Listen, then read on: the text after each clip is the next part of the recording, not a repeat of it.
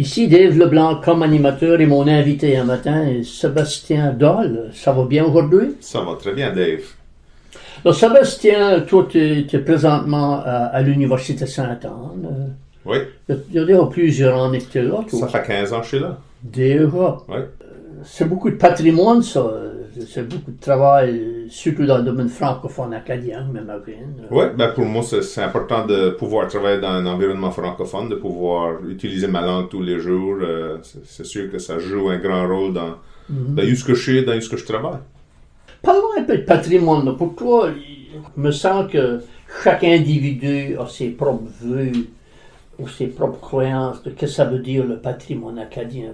Pourrais-tu nous parler un peu de ça, toi? Pour moi, moi je viens d'un endroit où j'ai un parent qui est venu de la France, puis j'ai un parent qui est acadien. Ça fait que pour moi, l'identification à mon patrimoine, c'est vraiment, il y a deux parts à ça. Ça fait qu'il y a la part de la langue qui touche les deux côtés, qui touche du côté de ma mère et de mon père, parce que c'est les deux des francophones. Mais il y a la part du vécu. Ça fait que pour moi, j'ai grandi à Sonyville Station, j'ai grandi en allant à l'école Jean-Marie Gay, j'ai grandi avec d'autres Acadiens. Ça fait que j'identifie d'autant plus comme un Acadien que comme un Français de France, bien que mes racines allons des deux bords.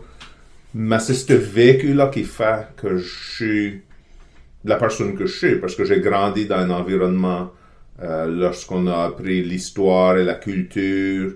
Et je pense que c'est ça qui nous relie tout ensemble.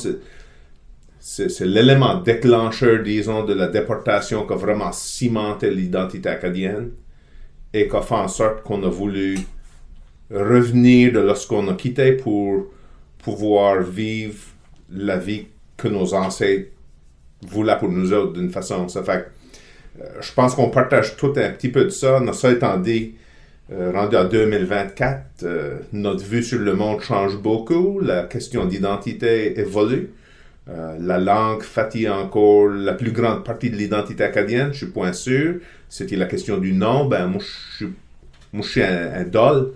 Je n'ai pas un nom acadien, mais je m'identifie comme acadien. Ça va, il faut voir jusqu'on tranche la question de qu'est-ce qu'est l'identité puis qu'est-ce qu'est le patrimoine qu'on valorise nous autres-mêmes. On dirait que ça vient de plus en plus compliqué, cette affaire-là. Il y a plus d'éléments qui jouent. C'est ça. Puis il faut faire track de tous ces éléments-là et puis de pouvoir voir pourquoi est-ce qu'on s'identifie comme qu'on s'identifie, comme acadien ou comme francophile, quelqu'un qui aime le français mais qui n'est pas un francophone.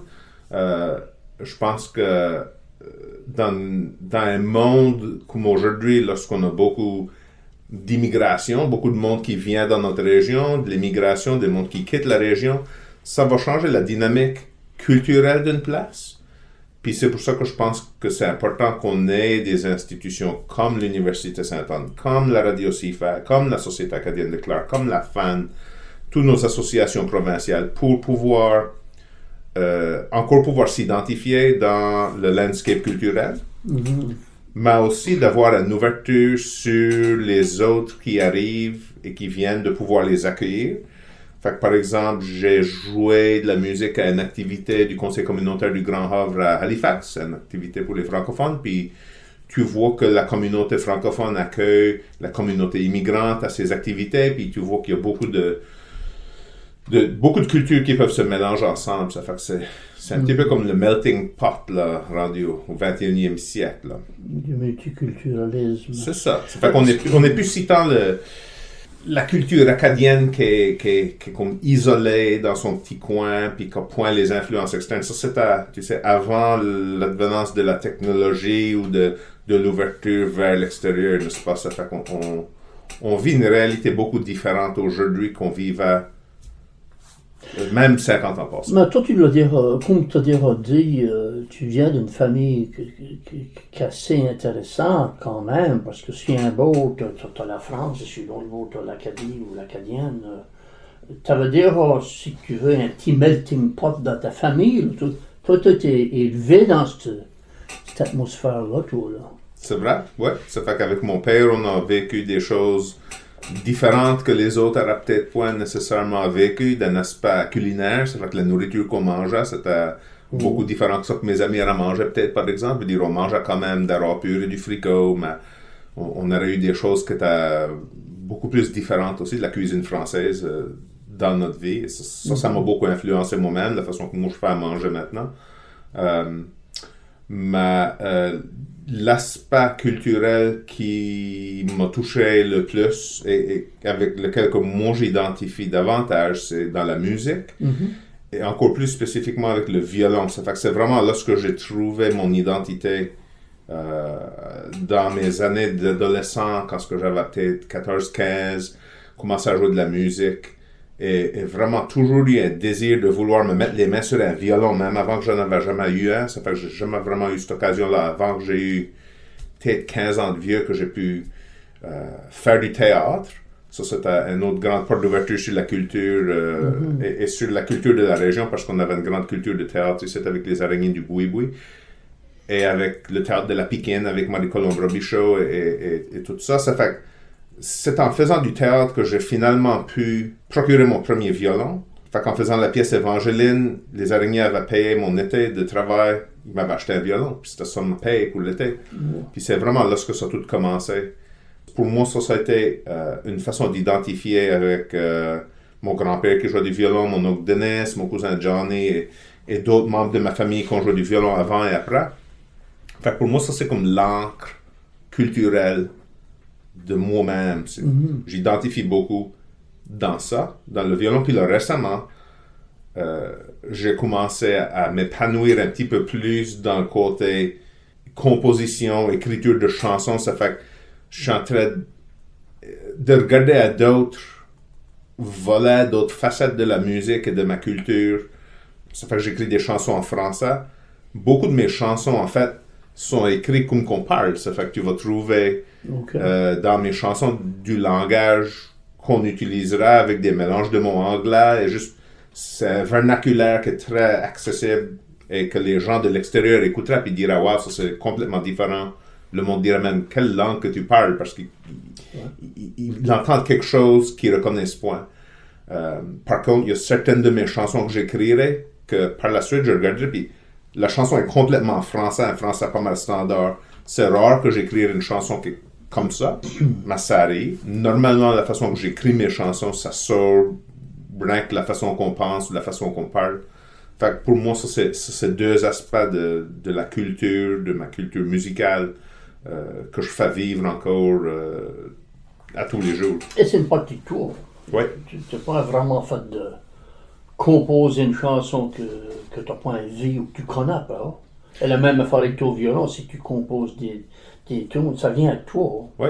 Fait que c'est ça, j'ai composé plusieurs mélodies de violon, puis si tu regardes le nom de mes tunes, qu'est-ce que je les nomme, c'est la même chose pour mes chansons. C'est tout à l'égard de où ce que je suis, qu'est-ce que je suis, qu'est-ce qui m'entoure, qu'est-ce que j'ai vécu. Fait que les chansons que je chante, c'est des chansons que j'ai vécues, que je ressens, c'est mes émotions.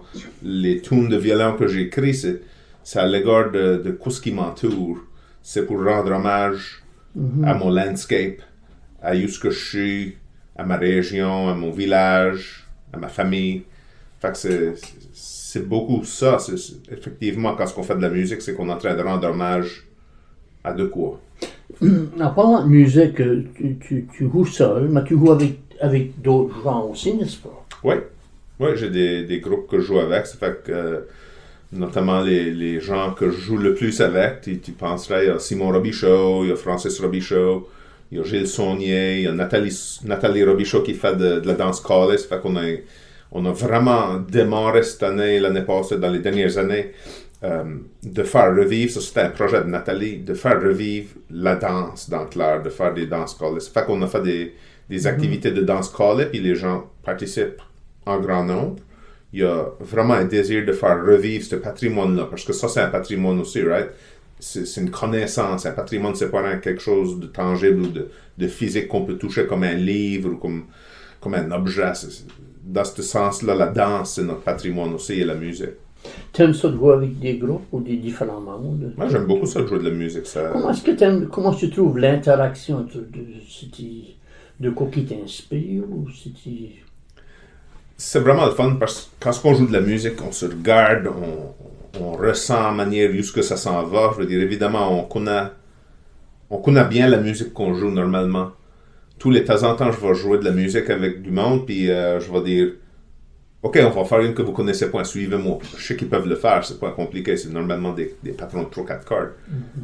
Mais c'est cette interaction-là d'avoir de quoi de nouveau, de créer quelque chose, de passer dans l'inconnu, puis comme manière d'improviser, puis juste sentir comme si tu es en train de créer de quoi. C'est pas juste en train de répéter de quoi. Et puis tu vas découvrir quelque chose de nouveau, là. Ouais.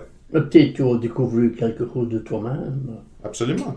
Yeah. C'est là ce qu'on peut découvrir. Oh wow, j'ai fait une lick que je savais pas que je pouvais faire ou que ça serait instructé puis c'était vraiment beau, peut-être que je vais le... C'est là ce qu'on développe, c'est là ce qu'on apprend, sans jouer avec d'autres mondes. Mm-hmm. Ben, en parlant de musique, je vois que tu as ton violon ici.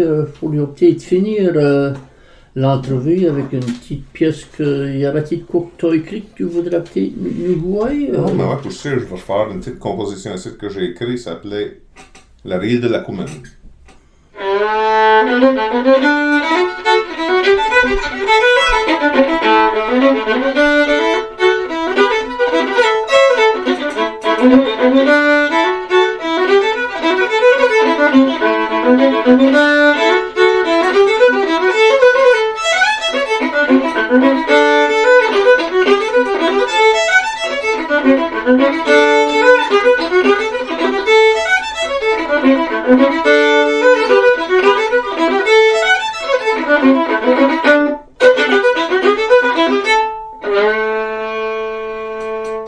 La Rille de la Commune.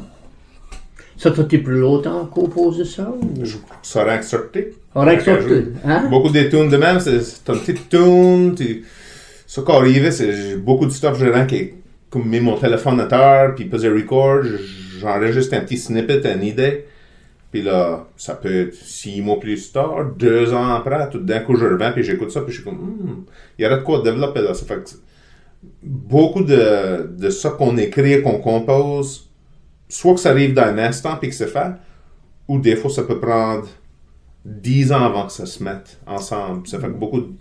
En 2016, j'ai fait un album avec 24 tunes et chansons originales.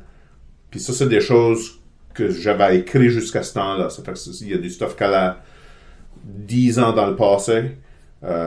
Puis là, récemment, je suis en train de faire un autre disque de chansons originales. Puis ça, c'est un projet qui a comme été pondu dans le shot. Ça fait qu'à partir d'octobre, j'ai commencé à écrire des chansons. Puis là, c'était rendu dans mars, on est en train de les enregistrer. J'ai composé comme peut-être une trentaine de chansons dans cette période-là. On va en enregistrer une quinzaine. Mm-hmm. Mais ça, c'est juste pour dire, ça peut venir des deux façons. C'est soit qu'il y a des idées qui mijotent pour longtemps, ou que tout d'un coup, tu as des idées, ça sort, c'est fait, on en fait d'autres, puis j'ai juste passé dans une vague de créativité incroyable dans les derniers 6 mois, qui m'a fait que j'ai enregistré, que je suis en train d'enregistrer un disque de chansons que, tu sais, il y a 15 ans, j'aurais jamais pensé que les chansons que j'écrivais étaient bonnes assez pour même enregistrer ou jouer. Puis là, maintenant, j'ai comme, avec le temps, bâti la confiance de pouvoir voir que mes chansons valent la peine de jouer. Puis il y a du monde qui veut les entendre. Puis c'est peut-être pas tout le monde qui va aimer ça que je chante, mais il y a du monde qui va peut-être apprécier ça. Non, faut pas sauter tout, non. Ben, c'est ça. Ben, avec ça, Sébastien, j'aimerais te remercier beaucoup pour avoir pris le temps de venir me parler le matin. Ben, merci Dave.